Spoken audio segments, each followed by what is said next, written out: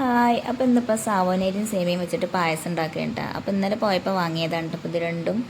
അപ്പോൾ പായസത്തിനൊരു പൂതി, അപ്പോൾ പിന്നെ വാങ്ങിയതാണ്. അപ്പോൾ സാവോനരി എന്നിട്ട് ഞങ്ങളവിടെ പറയൽ ചൗവരി എന്നൊക്കെ പറയും, ഞങ്ങൾ സാവോനരി എന്നൊക്കെ പറയൽ. അപ്പോൾ അത് ഞാനിതാ വെള്ളത്തിലിട്ടിട്ടുണ്ട് ഒന്ന് കുതിരാൻ വേണ്ടിയിട്ട്.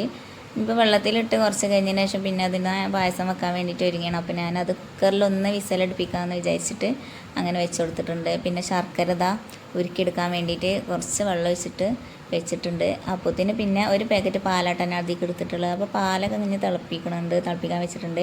പിന്നെ ഒരു തേങ്ങൻ്റെ പാലും എടുത്തിട്ടുണ്ട്. അപ്പോൾ അത് പാല് തിളച്ചിട്ടുണ്ട്. ഇനി ഇതിലേക്ക് വെന്ത സാവോനരി ഇട്ട് കൊടുക്കുന്നുണ്ട്. അപ്പോൾ സാവോനരിയൊക്കെ നല്ല വെന്ത് കലങ്ങിയിരിക്കണം കേട്ടോ, അതൊന്നും കുഴപ്പമില്ല പായസത്തേക്കല്ല. അങ്ങനെ പിന്നെ അത് ഞാൻ അതിൽ ഇട്ടുകൊടുത്ത് അതിൻ്റെ കൂടെ തന്നെ സേമിയ ഇട്ട് കൊടുത്തിട്ടുണ്ടോ. സേമിയ വറുത്ത സേമിയാണ് കേട്ടോ. അപ്പോൾ അതുകൊണ്ട് പിന്നെ വറുക്കേണ്ട ആവശ്യമില്ല. വറുക്കാത്ത സേമിയാണെങ്കിൽ നമ്മൾ നെയ്യിലൊന്ന് വറുത്തെടുക്കണം, അപ്പോൾ നല്ല ടേസ്റ്റാണ് ഈ കരട്ടാ. ഇതിപ്പോൾ അങ്ങനെ ഞാൻ അതിൽ ഇട്ട് കൊടുത്തിട്ടുണ്ട്. പിന്നെ ഒരു 2 ഏലക്കായ പൊടിച്ചതും ചേർത്ത് കൊടുത്തിട്ടുണ്ട്.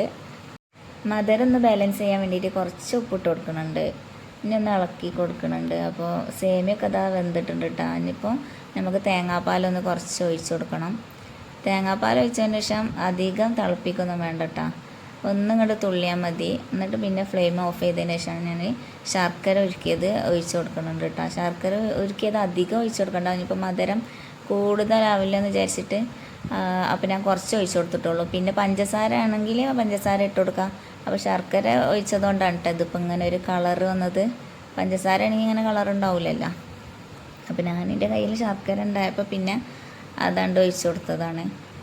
ഇനിയിപ്പോൾ നമുക്ക് ഫ്ലെയിം ഓഫ് ചെയ്തിട്ടാണ് ഇപ്പോൾ ഇത് ഒഴിച്ച് കൊടുത്തിട്ടുള്ളത്. ഇനിയിപ്പോൾ നെയ്യിൽ അണ്ടിപ്പരിപ്പ് മുന്തിരിയും കുറച്ചുണ്ടായിരുന്നു, അത് ഞാൻ ഒന്ന് വറുത്ത് അതിൽ കൊടുത്തിട്ടുണ്ട്. അപ്പോൾ അതാ നമ്മളെ പായസം ഇവിടെ റെഡി ആയിട്ടുണ്ട് കേട്ടോ. അപ്പോൾ ഈ കറുത്ത സാധനം എന്താണെന്ന് വിചാരിക്കേണ്ട, അതിൻ്റെ ശ്രദ്ധ കൂടുതലുകൊണ്ട് മുന്തിരി ഒന്ന് കരിഞ്ഞു പോയതാണ് കേട്ടോ. അത് കുഴപ്പമില്ല, നമ്മൾ കുടിക്കാനല്ലേ. അപ്പോൾ അതാ നല്ല ടേസ്റ്റ് ഉണ്ടായിരുന്നു കേട്ടോ പായസമൊക്കെ. അപ്പോൾ മിൽക്ക് മെയ്ഡൊക്കെ ഒഴിക്കുകയാണെങ്കിൽ ഒന്നുകൂടെ ടേസ്റ്റ് ആയിരിക്കും. അപ്പോൾ പായസം വേണ്ടിയവർ വന്നോളിട്ടാ. അപ്പോൾ ഇത്രേ ഉള്ളൂ, ടാറ്റാ.